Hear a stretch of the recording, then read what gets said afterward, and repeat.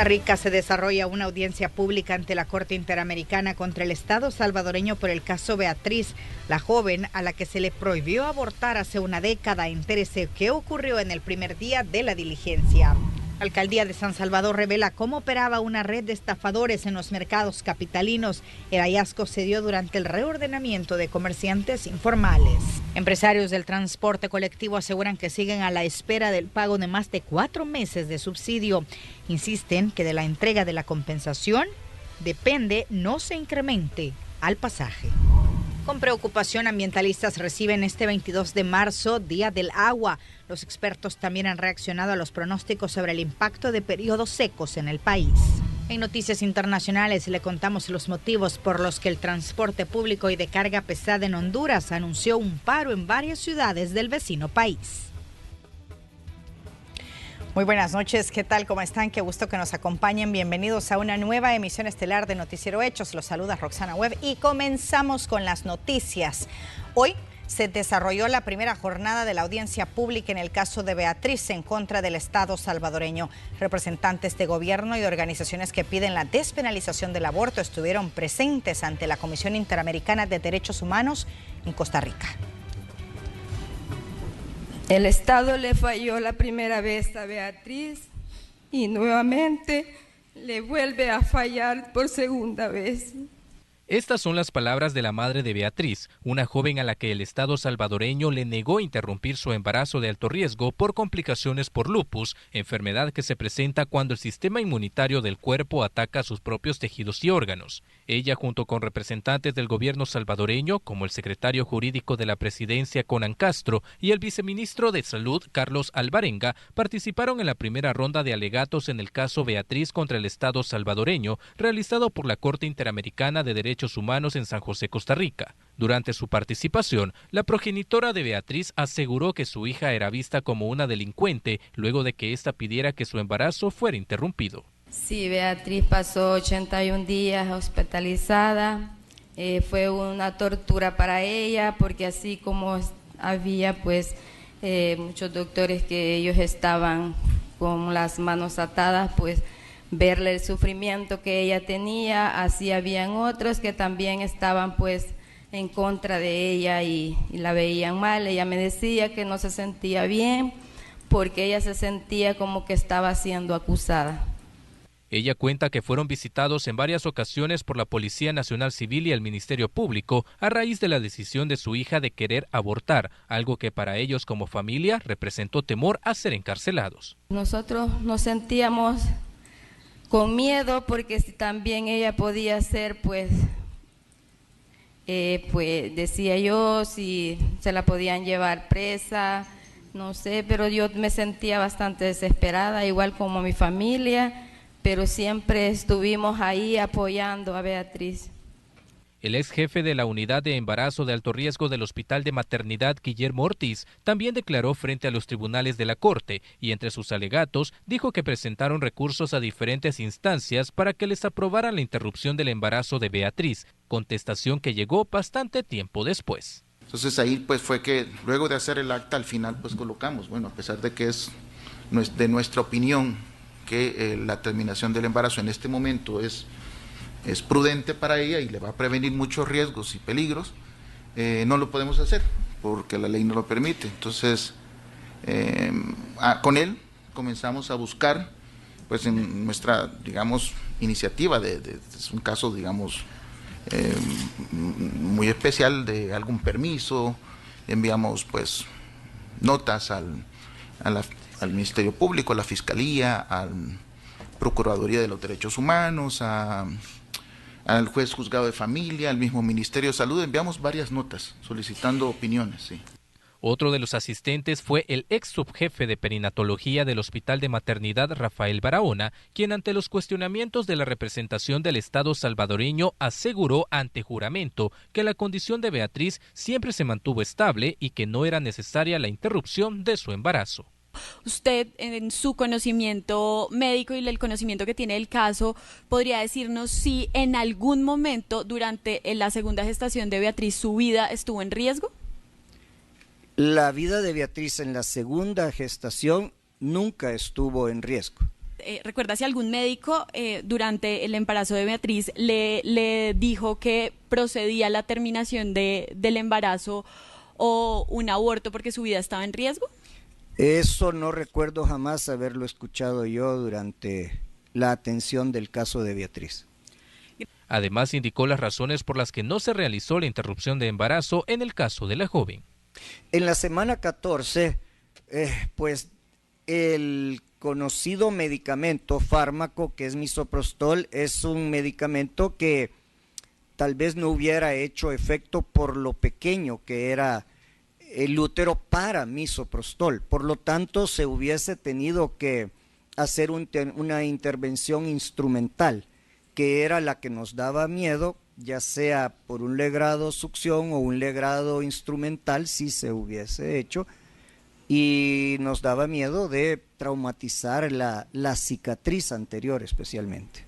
Esta audiencia continuará este 23 de marzo, donde las partes podrán sustentar el caso y otorgar insumos para que los jueces de la Corte Interamericana de Derechos Humanos puedan emitir su veredicto ante esta demanda. En redes sociales este tema ha generado varias reacciones, entre ellas las de varios diputados, dejando claro que en El Salvador no se aprobarán reformas para permitir el aborto. Fernando Morales, Noticiero Hechos.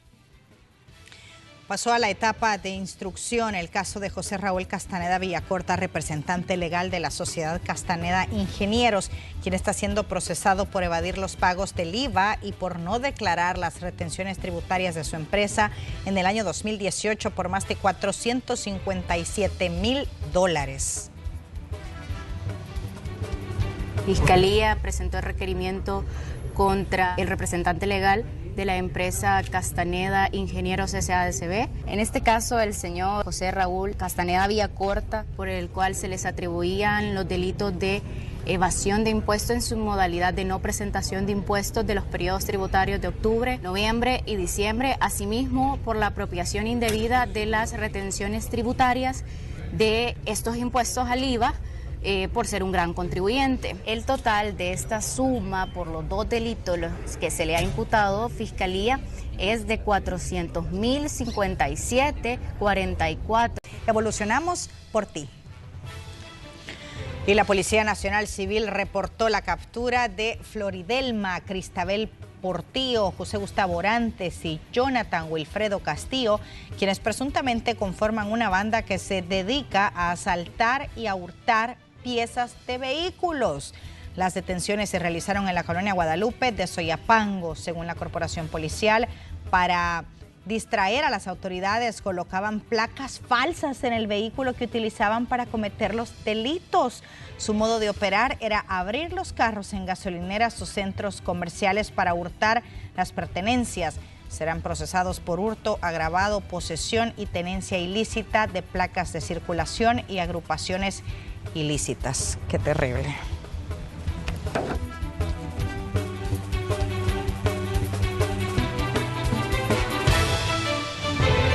Qué terrible esa gente. ¿Sabías que Profamilia es una red completa en servicios de salud? Cuentan con hospital, clínicas, laboratorios, imágenes y farmacia. Profamilia es tu red de salud al alcance de todos. Y lo mejor es que Profamilia está en todo el país a través de sus clínicas ubicadas desde Sonsonate hasta La Unión, sirviendo con calidez, entrega y vocación. Profamilia, tu red de salud al alcance de todos. En otros temas, empresarios del transporte colectivo aún esperan el pago de la compensación económica, la que aseguran permite que no se eleve el precio del pasaje.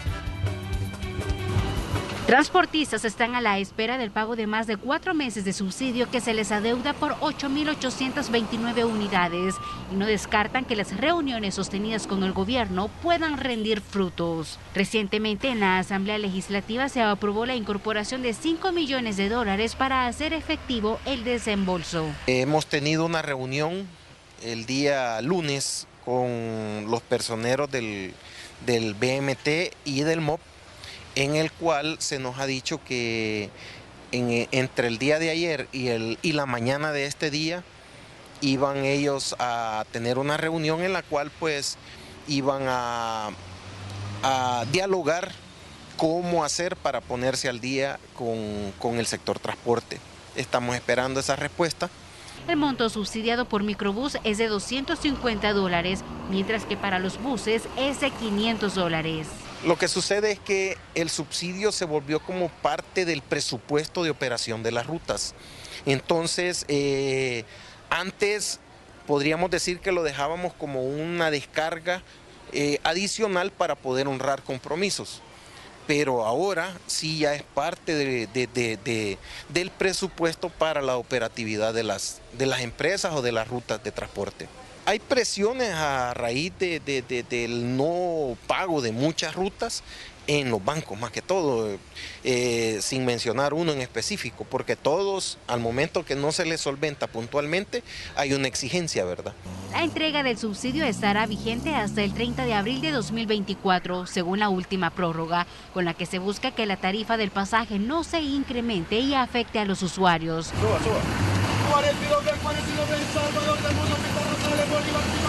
De acuerdo con las autoridades, el 70% de la población hace uso de las unidades y quienes en reiteradas ocasiones se han quejado por el mal servicio y autobuses en mal estado, una situación pendiente de resolver por las autoridades. Este es un informe de Marcela Rivera. Puntos Texaco sigue premiando tu lealtad con combustible gratis. Descarga la app Leal y regístrate. Indícale al empleado de pista que vas a acumular puntos Texaco por tu compra. Sigue acumulando puntos y canjealos por combustible gratis. Texaco con Tecron, libera tu potencial.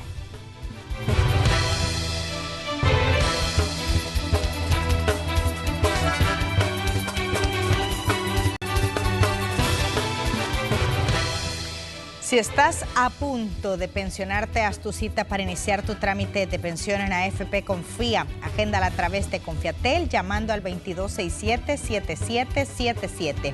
Confía. El alcalde de San Salvador reveló detalles sobre una red de estafadores que operaba en los 23 mercados de la capital. También dio a conocer las acciones que se tomarán sobre este caso.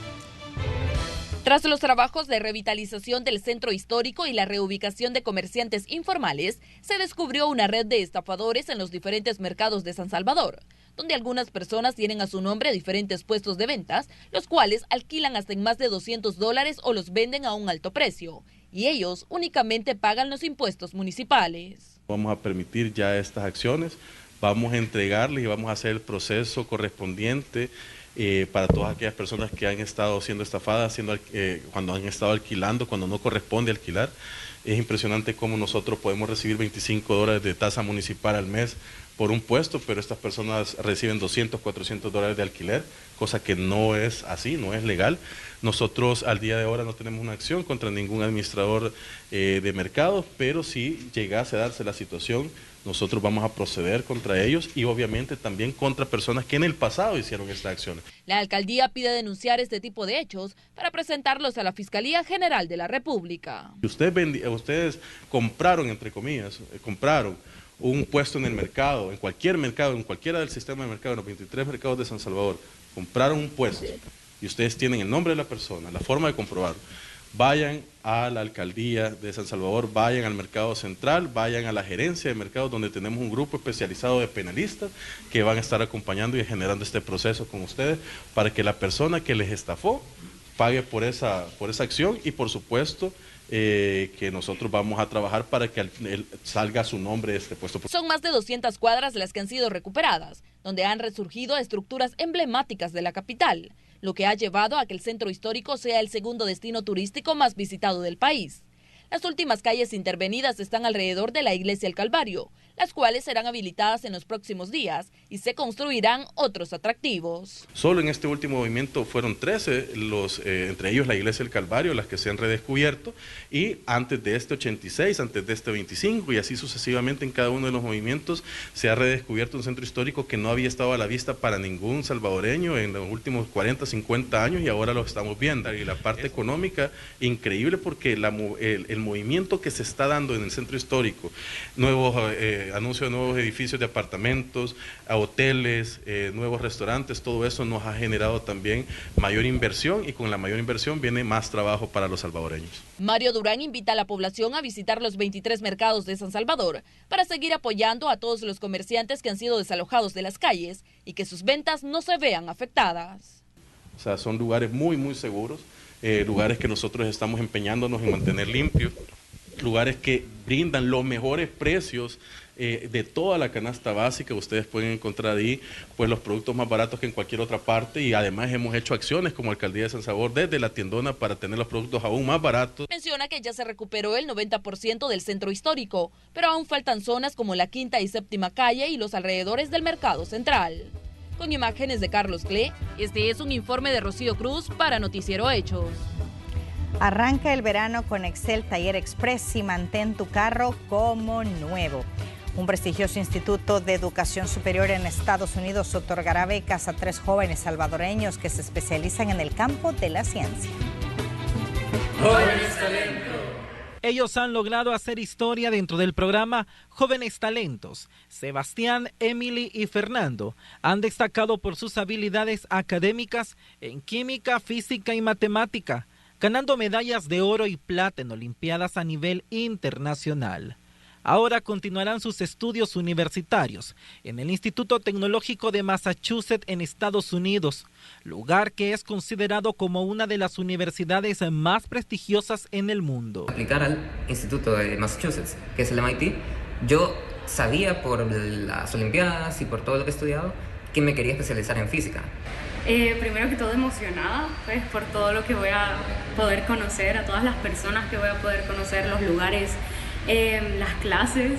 La oportunidad que me puede dar estudiar en una universidad como esa en el extranjero, siento que es muy buena y espero poder aprovecharla lo mejor posible. Y es que antes de ser admitidos en el MIT, tuvieron que desarrollar largas jornadas de estudio en las que el apoyo de jóvenes talentos fue clave para el aprendizaje de materias que a su corta edad logran comprender y dar respuesta a ecuaciones y fórmulas de nivel superior. Nos sentimos muy orgullosos porque Emily, Sebastián y Fernando han creado historia incluso en el programa Jóvenes Talentos, que creo que eso es parte de lo que estas instituciones también valoran mucho. Por ejemplo, Sebastián fue el estudiante que obtuvo la primera medalla de plata en una Olimpiada Internacional de Física para El Salvador. Entonces, ellos han marcado historia del programa. Actualmente 500 estudiantes forman parte de Jóvenes Talentos. Los centros educativos en todo el país siguen siendo semilleros para que El Salvador se posicione en los primeros lugares de competencias científicas. Aldair Tadeo, Noticiero Hechos. Y la Cámara Salvadoreña de Turismo realizó una conferencia donde participaron mujeres para hablar sobre igualdad de género en el rubro, ya que en el país son más de 77,000 mujeres las que laboran en esa área, que representan el 44%. Dijeron que actualmente existe una brecha porque el 14.7% de ellas ganan menos dinero que los hombres. En el evento, Casatú reconoció el arduo trabajo que han realizado 10 mujeres en el turismo del país con ideas innovadoras en sus negocios. Esperan para mañana jueves 23 de marzo y son las siguientes. En la zona occidental la temperatura máxima alcanzará los 34 grados con una mínima de 23 o con una mínima de 20, ahí lo tenemos en pantalla. Ahora nos vamos a la zona central, ahí la máxima alcanzará los 33 grados con una mínima de 20. Nos vamos ahora a la zona de oriente, donde la temperatura máxima alcanzará los 38 grados con una mínima de 22.